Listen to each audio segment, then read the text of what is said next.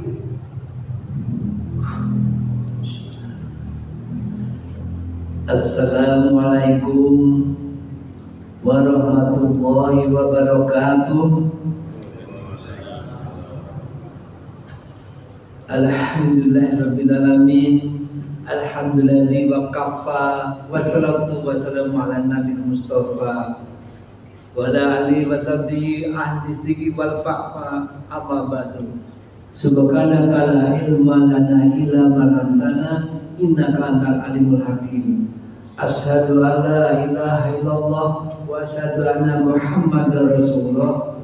Allahumma sholli ala Muhammad wa ala ali Muhammad. Alhamdulillah wa syukurillah.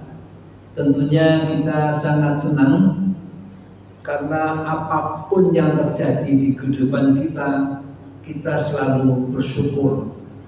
Dan syukur itu adalah ziyadatul khair, bertambahnya kebaikan. Kenapa kita bersyukur? Karena banyaknya nikmat-nikmat yang Allah berikan kepada kita yang sifatnya unaccountable, tidak bisa dihitung. Dan salah satu bentuk kenikmatan yang Allah berikan kepada kita adalah insya Allah tadi pagi kita bangun, kita sholat tahajud. Lalu sebelum adzan dikumandangkan, kita istighfar 100 kali. Dan kemudian kita mendatangi masjid ini, dan terakhir kita sama-sama melakukan thalabul ilmi, menuntut ilmu. Karena dengan mensyukuri setiap nikmat yang Allah berikan kepada kita, maka itulah salah satu bentuk takwa kita kepada Allah. Bahkan apakah waktu kita itu barokah, rumah kita itu barokah, mata kita itu barokah, semua anggota badan kita barokah. Apakah barokah? Maka al-barakatu wujitukum fitoah. Barokah itu bertambahnya taat kita kepada Allah. Artinya kalau mobil kita sering pakai untuk sholat di masjid, atau motor kita atau badan kita sholat di masjid, itulah barokah. Dan kalau kita lihat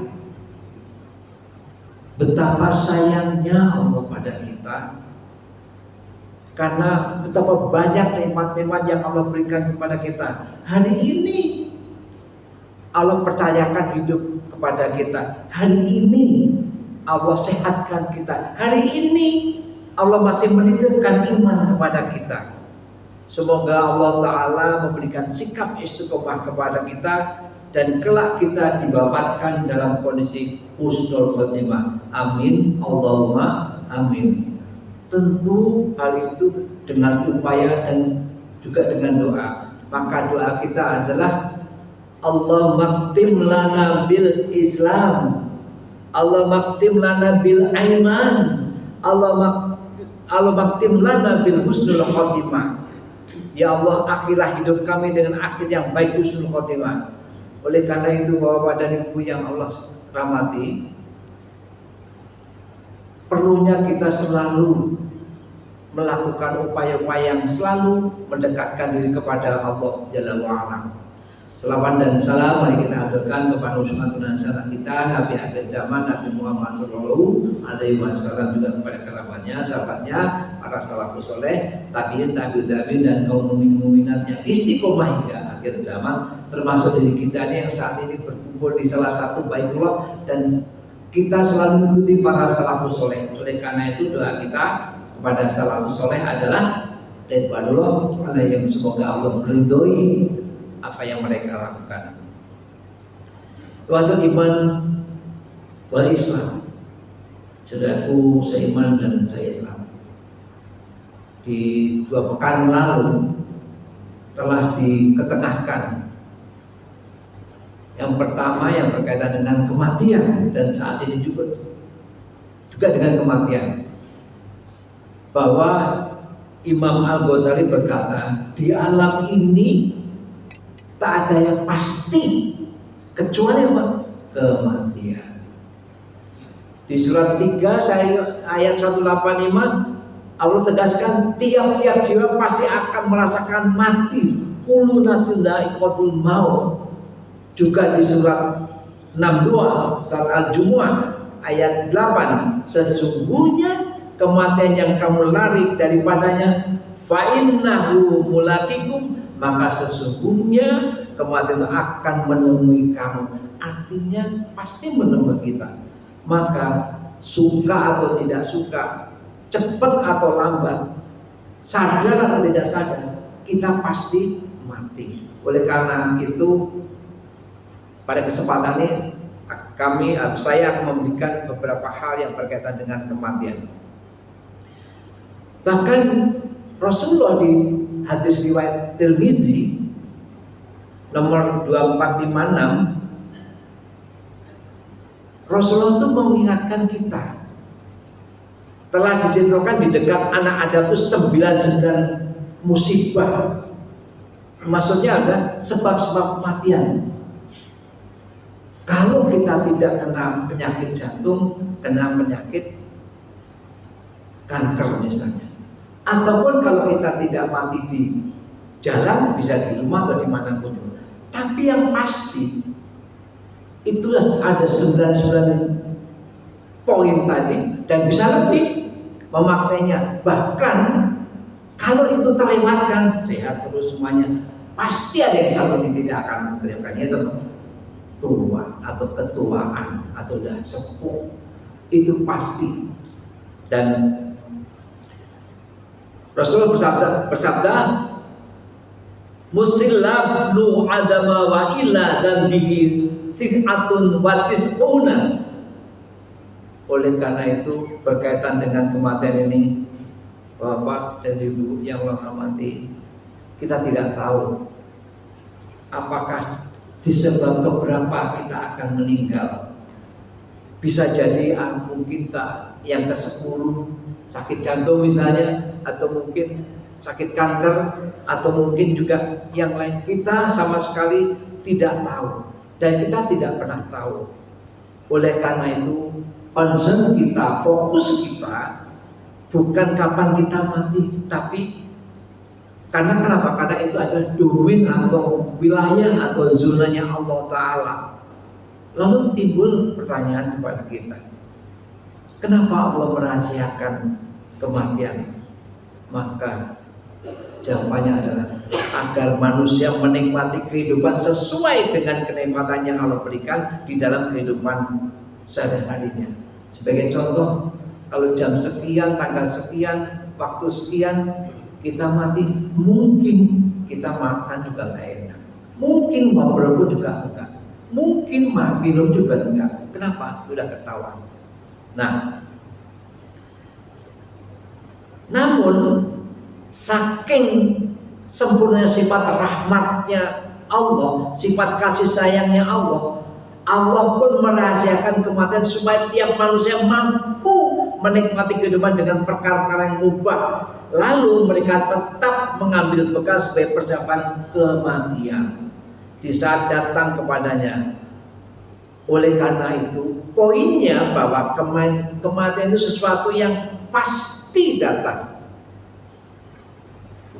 Rasulullah, ini yang penting bagi kita, Rasulullah membagi kematian itu dengan dua. Di dalam hadis riwayat Bukhari dari Abu Qatadah, Rasulullah bersabda, murra alaihi bijinazatin, pernah diiringkan jenazah melewati beliau. Kemudian beliau bersabda, faqala mustarihum wa mustarihum minhu, kelak seseorang ketika meninggal dunia ia akan menjadi mustarih. Nah ini, jadi yang pertama adalah kelompok mustarih. Apakah kita kelompok mustarih atau kelompok mustaroh? Cuma dua saja. Apa itu mustarih? Apa itu mustaroh?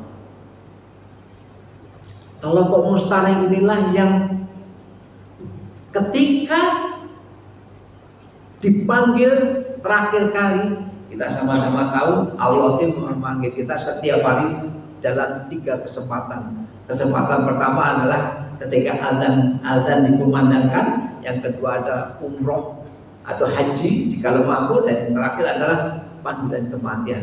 Ketika dipanggil mati inilah apakah kita termasuk mustarih atau mustaroh atau mustaroh minhu. Apa itu mustarih? Yaitu ada mendapatkan ketenangan dan kenyamanan ketika kita mati. Artinya apa? Husnul khotimah. Nah, kalau mustaroh menjadikan orang lain dan nyaman, tenang. Kenapa? Karena dengan matinya seorang itu tidak terjadi masalah-masalah yang lain. Masalah muslimin rahimakumullah. Seperti hadis Bukhari, maka masing-masing di antara kita yang hadir ini bisa jadi kematiannya adalah mustarih atau mungkin mustaroh. Nah, para sahabat melihat Rasulullah SAW, kenapa Rasulullah ketika ada orang yang meninggal jenazahnya mengucapkan mustarih?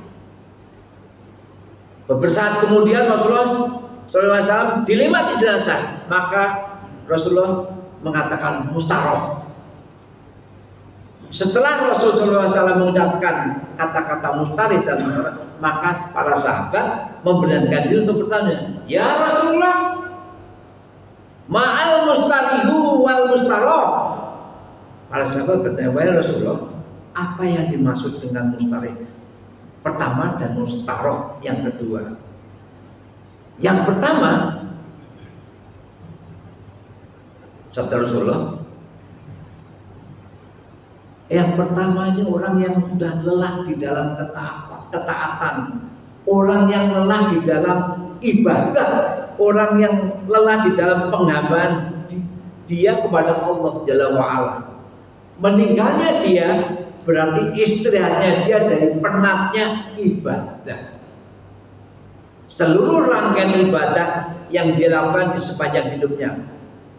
Maka jadi mustaroh ini adalah karena orang itu waktu istirahat kita ketika mati. Tapi ketika masih hidup tidak ada kata istirahat untuk ibadah. Kadang apapun juga, ketika masih, walaupun kita sakit, walaupun kita bermasalah dengan apapun juga, yang pasti Allah masih kasih hidup kita, dan itulah kita bersyukur. Jamaah rahimakumullah. Jadi apa yang menyebabkan orang itu termasuk mustaroh, dan apa yang menyebabkan orang itu termasuk mustarih? Yang pertama, dia dengan sabar. Maksudnya sabar itu sesuatu yang Masya Allah, saya pribadi berusaha untuk melakukan itu, dan kadang-kadang dapat dan kadang-kadang tidak. Kenapa? Innama yuwaffas sabirun ajrum bi ghairi hisab. Jadi sesungguhnya orang-orang yang bersabar maka dicukupkan pahala mereka tanpa batas. Masya Allah. Jadi kalau ada timbangan mizan Allah kelak, dengan sabar itu sampai ngejumlah terlalu penuh. Kenapa? Ini yang menentukan Allah. Kalau di surat 2 ayat 261, ketika kita melakukan infak, jelas 700 kali infak itu jelas. Kalau kita melakukan yang lain, badan-badan lain, jelas. Tapi ketika berkaitan dengan sabar, ajrohum bi ghairi hisab, pahala mereka tanpa batas. Kenapa? Allah yang menentukan. Itu ada di surat 39, surat Az-Zumar ayat 10. Yang kedua apa? Pemaaf. Allah tegaskan di surat 42 ayat 40, faman afa wa aslaha wa ajrahu Allah maka barang siapa memaafkan dan berbuat baik, maka pahalanya atas tanggungan Allah. Allah yang nanggung. Artinya apa? Allah yang istilahnya memonten atau menentukan. Oleh karena itu kita harus ekstra hati-hati. Nah, tadi ada sabar, ada pemaaf. Salah satu kelelahan kita kemungkinan adalah bangun malam. Kemudian juga menutup aurat. Kemudian juga apa? Infak, baik lapang maupun sempit. Itulah poin-poin yang kita selama di dunia tidak akan lelah melawan. Tapi ketika kita sudah meninggal, kita tidak bisa melakukan apa-apa lagi. Hanya tinggal menunggu. Nah, jamaah penduduk surga rahimakumullah, semua ketaatan yang telah dilakukan, maka ketika manusia meninggal dunia, tentunya semua ketaatan itu selesai. Ya memang selesai, udah nggak bisa lagi. Maka selama kita masih hidup, selama masih kita sehat, apapun juga tetap harus melakukan ibadah. Betapa Allah tuh sayangnya dengan kita. Kalau kita tidak bisa sholat berdiri, bisa dengan duduk. Kalau tidak bisa duduk, bisa dengan tidur. Kalau tidak bisa tidur ataupun dengan gerakan-gerakan tertentu. Kalau nggak bisa itu juga, ya disolatkan. Itu yang poinnya. Nah, dan yang tersiar dari kelelahan selama beribadah di dunia adalah kenikmatan di alam kubur. Nah, ini dia Muhammad dari dulu. Jadi setelah kita lelah, kita mati dalam kondisi husnul khotimah, ada kenikmatan di dalam alam kubur. Maka Rasulullah sabdakan dalam hadis Al-Bara yang panjang dari hadis riwayat Ahmad dan Abu Daud, ini menggambarkan tentang nikmatnya alam kubur. Masya Allah. Logikanya saja, kita dimasukin ke dalam kubur dan hanya dengan kain kafan, lalu ditutup dengan triplek, lalu dibaca dengan tanah, diuruk, diinjek-injek. Artinya masyarakat itu super gelap.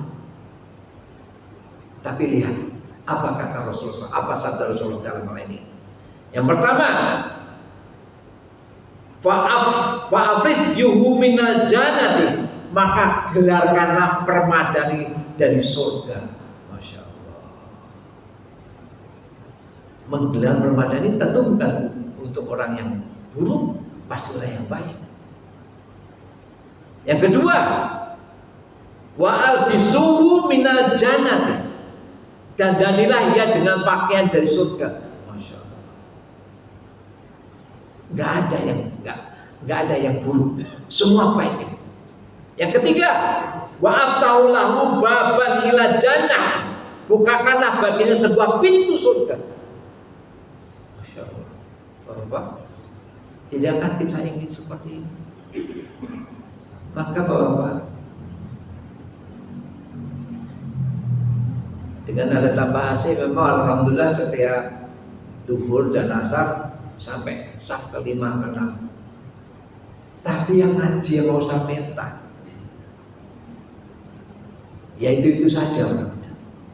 Padahal itu ilmu, padahal itu Bapak nunggu, dengerin aja, nunggu dari maghrib sampai dengan isya, itu dihitung sholat dengan sholat sunnah. Kalau dibandingkan dengan Bapak baca Al-Quran sendiri, atau Bapak atau Ibu zikir atau sholat, masih kalah.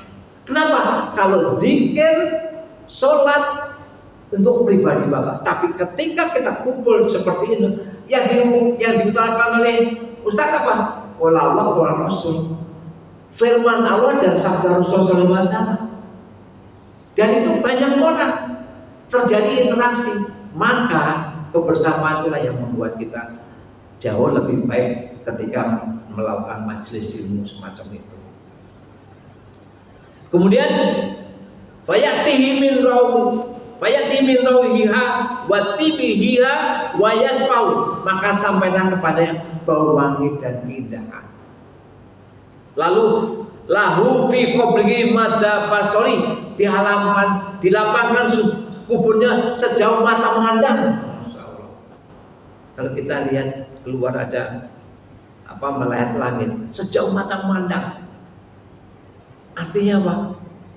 Dilapangkan kuburnya. Kan logikanya kita tadi cuma berapa kali berapa? 1 kali 2 meter lah, atau 1,5 meter lah, kali 60 atau 70. Ini menurut hadis ini adalah dilapangkan sejauh mata memandang. Kemudian apa lagi? Wayatihi rajulun hasanul wajhi hasanut tajiburihi. Kemudian datang kepada seorang yang tampan wajahnya, bagus pakaiannya, wangi baunya. Nah, ini dia. Ini yang perlu kita pahami, bahwa betapa nikmatnya kalau menurut kita bisa melakukan ini. Tapi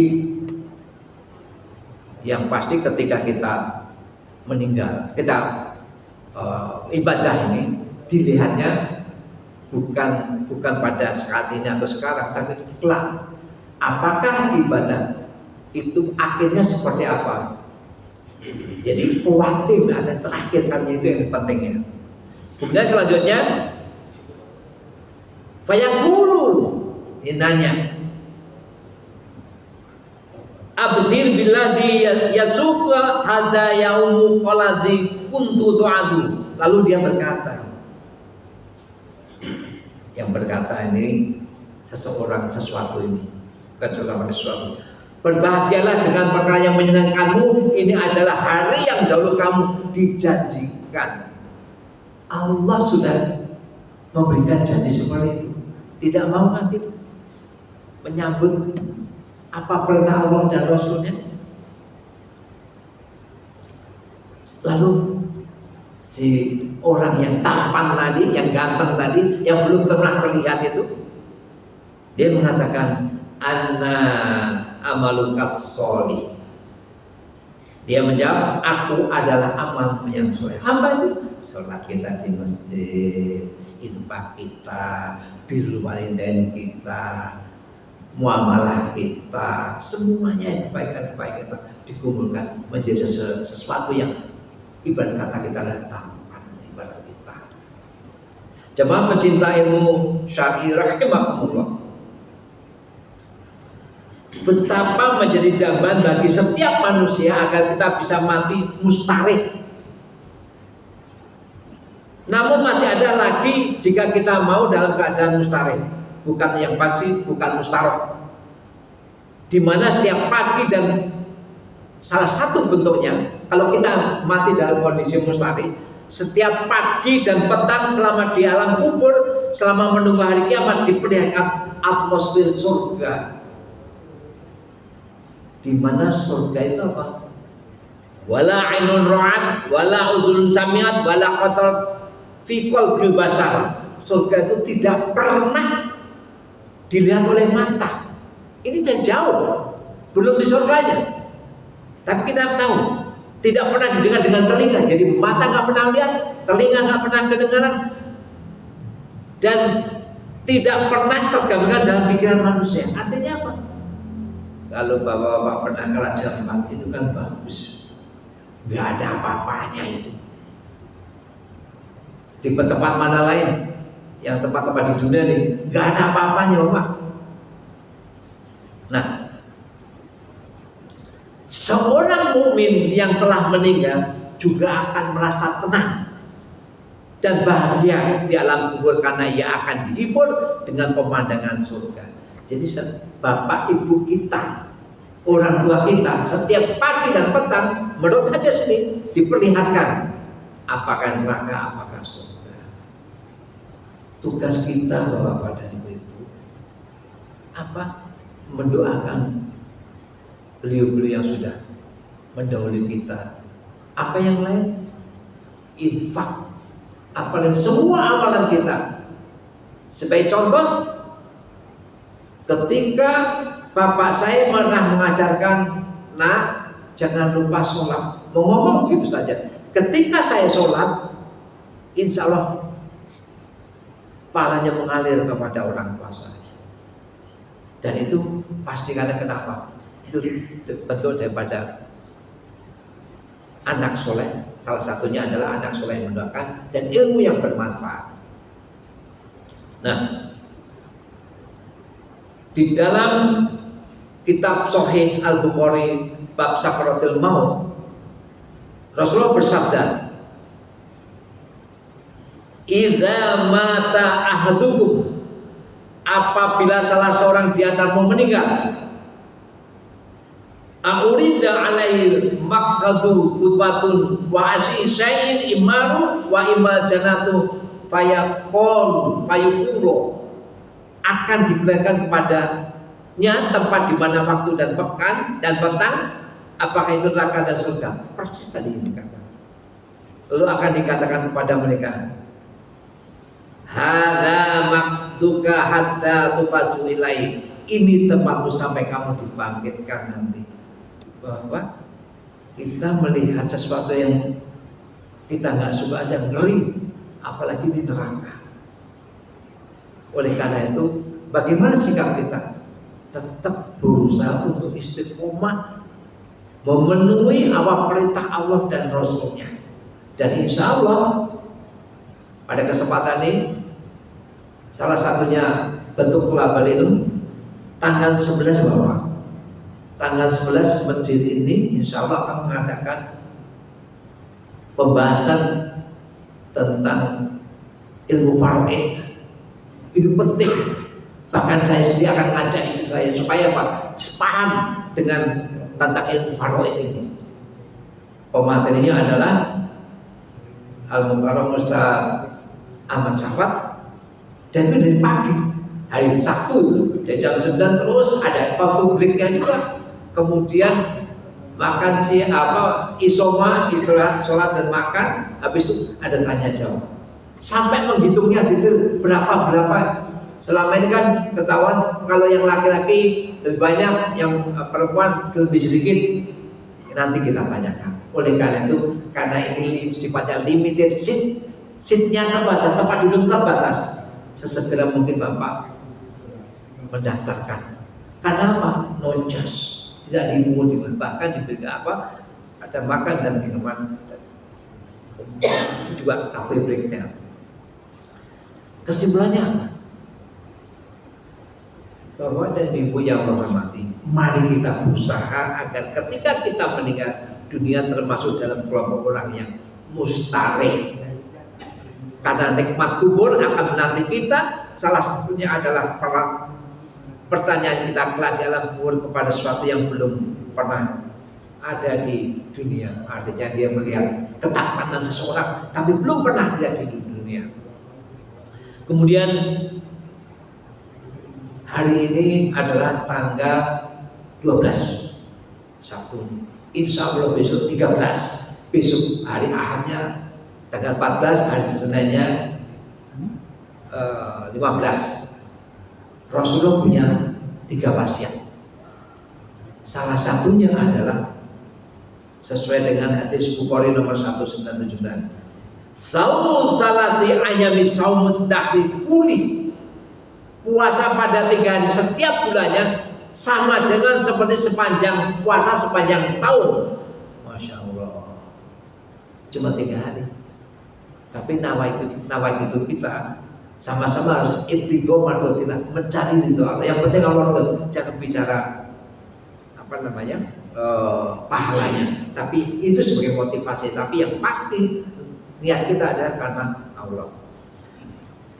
Dan itulah akhir daripada kutub pada pagi ini. Semoga bermanfaat terutama untuk hamba yang dhaif ini. Walau alam bisawab. Alhamdulillah para takunana minal mutaqin. Dan janganlah kamu termasuk orang yang ragu-ragu. Mari kita tutup dengan doa kafaratul majlis. Subhanallah wa bihamdihi asyhadu an la ilaha illa anta astaghfiruka wa atubu ilaik. Assalamualaikum warahmatullahi wabarakatuh.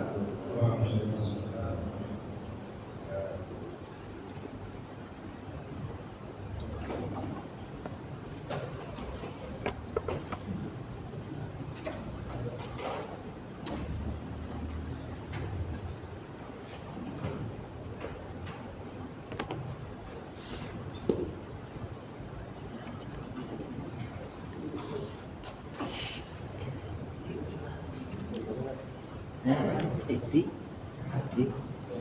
kasih bayi lagi biar Iya. di setting. Ya. Nanti Matiin. nanti nanti dari